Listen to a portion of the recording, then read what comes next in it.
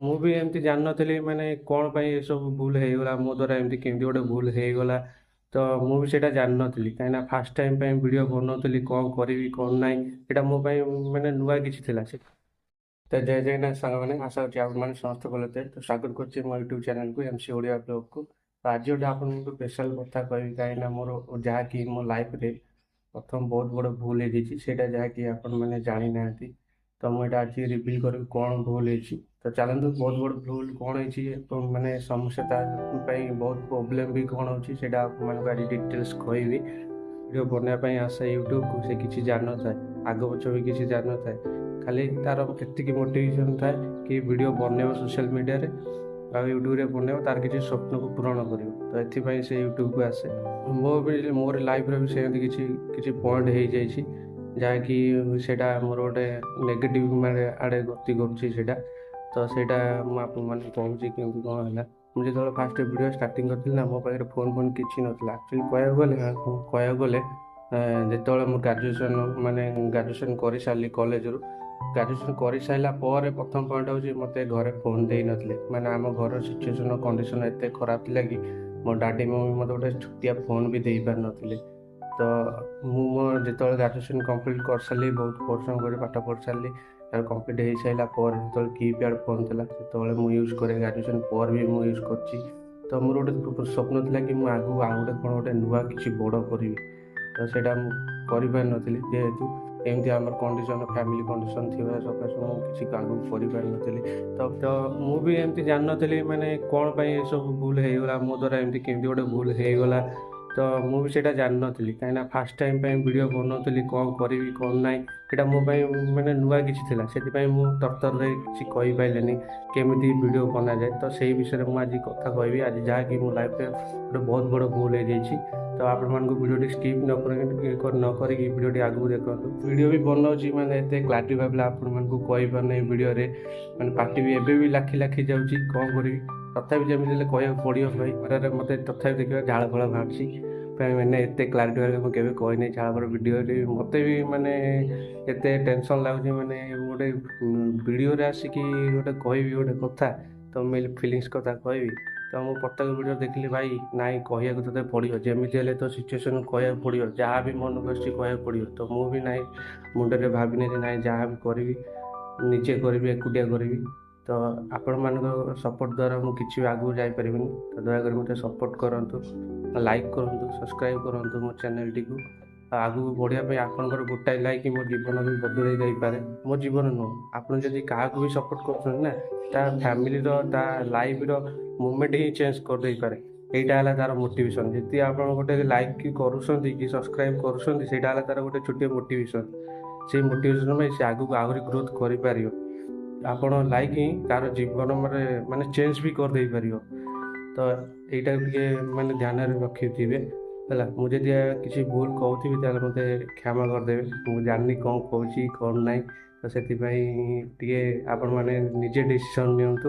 ସାଙ୍ଗମାନେ, ମୋ କହିବାର କଥା ହେଲା କି ମାନେ ମୁଁ ଯେଉଁ ଭିଡ଼ିଓ ବନାଉଛି ୟୁଟ୍ୟୁବରେ ଫାଷ୍ଟ ଟାଇମ୍ ପାଇଁ MC ଓଡ଼ିଆ ବ୍ଲଗ୍, ମୋର ଗୋଟେ ନ୍ୟୁଜ୍ ଚ୍ୟାନେଲ୍। ଭୁଲ ଏଇଟା ହେଲା କି କାହିଁକିନା ମୁଁ ଯେତେବେଳେ ଭିଡ଼ିଓଟି ଷ୍ଟାର୍ଟ କଲି, ସମସ୍ତଙ୍କୁ ଗୋଟେ ଷ୍ଟାର୍ଟରେ ଗୋଟେ କିଛି ନିଜର ଇଣ୍ଟ୍ରୋଡ୍ୟୁସ୍ ଦେବା କଥା, ଯାହାକି ମୁଁ ସେଇଟା ଦେଇପାରିଲିନି କାହିଁକିନା ମୁଁ ସେତେବେଳେ ଜାଣିନଥିଲି କ'ଣ ହେଲା କ'ଣ ନାହିଁ, ମାନେ କେମିତି ଭିଡ଼ିଓ ସୋସିଆଲ୍ ମିଡ଼ିଆରେ ବନାଯାଏ, ୟୁଟ୍ୟୁବରେ ବନାଯାଏ। ତ ସେସବୁ ମୁଁ କିଛି ଜାଣିନଥିଲି, ଏଡ଼ିଟିଂ ଫେଡ଼ିଟିଂ କିଛି ଜାଣିନଥିଲି, ଯାହା ପାଇଁ ମୁଁ ବହୁତ ଦୁଃଖିତ ଆପଣମାନଙ୍କୁ ମାନେ ସରି ମାଗୁଛି। ତ ସେଥିପାଇଁ ମୁଁ ମୋର ଇଣ୍ଟ୍ରୋଡ୍ୟୁସ୍ କରେଇ ପାରିନଥିଲି। ତ ଏଥିପାଇଁ ମୋତେ ବହୁତ କ୍ଷମା କରିଦେବେ।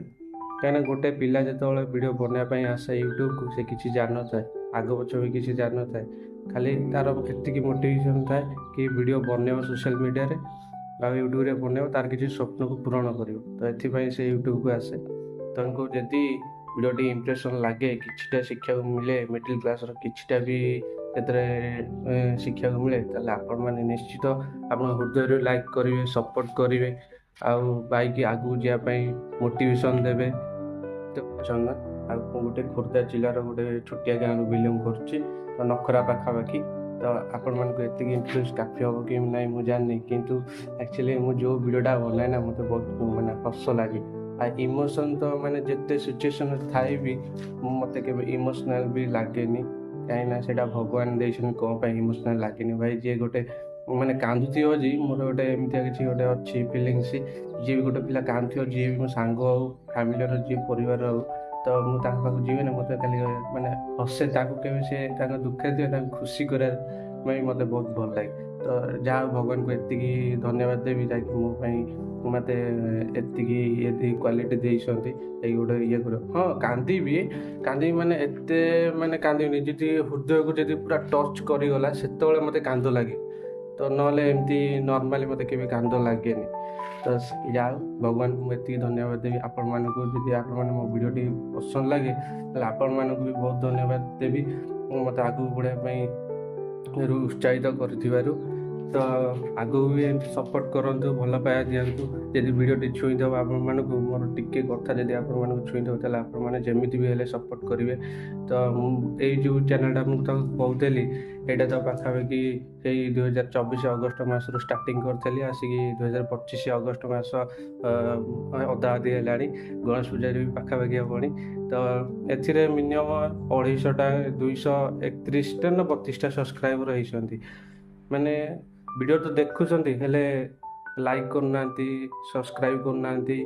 ତ ଏତିକି ମାନେ ଟିକେ ଦୁଃଖ ଲାଗୁଛି, ଯାହାକି ମାନେ ସପୋର୍ଟ ଗୋଟେ ପିଲାକୁ ମିଳିବା ନିହାତି ଦରକାର, ଯାଇକି ସେଇଟା ମୋତେ ବହୁତ ଦୁଃଖ ଲାଗୁଛି।